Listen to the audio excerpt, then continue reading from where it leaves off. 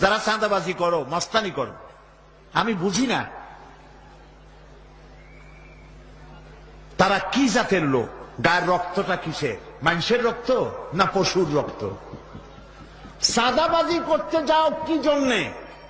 একটা মানুষ বহু টাকা বহু কষ্ট করে জমি জমা বিক্রি করে ব্যবসা করতেছে, সেখানে যাইয়া আমাদেরকে 2 লক্ষ টাকা দিতে হবে।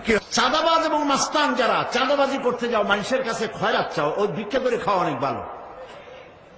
মসজিদের সামনে একখান থাল নিয়ে বসে থাকো, যা আল্লাহর রাস্তায় খয়রাত দাও।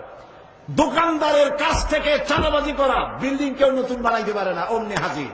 গলায় সোনার চেন, হাতে কতগুলা আংটি, তারপরে হাতে মোবাইল, গলায় সোনার চেন। শহরের মহা উল্লুক জানোয়ার বলতেছে এখানেই ফেলাইতে পারবে না, রড দিতে পারবে না আমাদেরকে সান্দানা দিয়া। এটা কি মানুষ? বলেন মানুষ?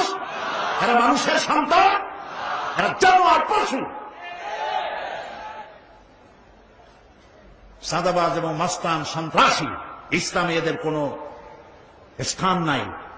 এদেশে যদি কোরআনের রাজ কায়েম হয়, সন্ত্রাসীদের মাথা কামাইয়া ঘোল ঢেলে দেওয়া হবে, যাতে মাথা ঠান্ডা থাকে। এই জন্য মাথা ঠান্ডা করিয়া বসে থাকবে। আর সকলের চাকরি দেওয়া হবে, কাজ করো আর খাও, চাঁদাবাজি করো না।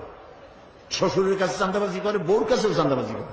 এত বড় লক্ষ্মী ছাড়া বউরে যায় বলে আমার হিরোইন খাওয়ার পয়সা দিবি।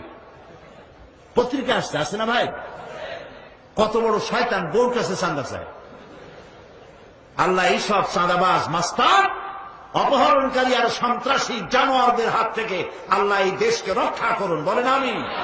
চিল্লায় বলেন আমিন।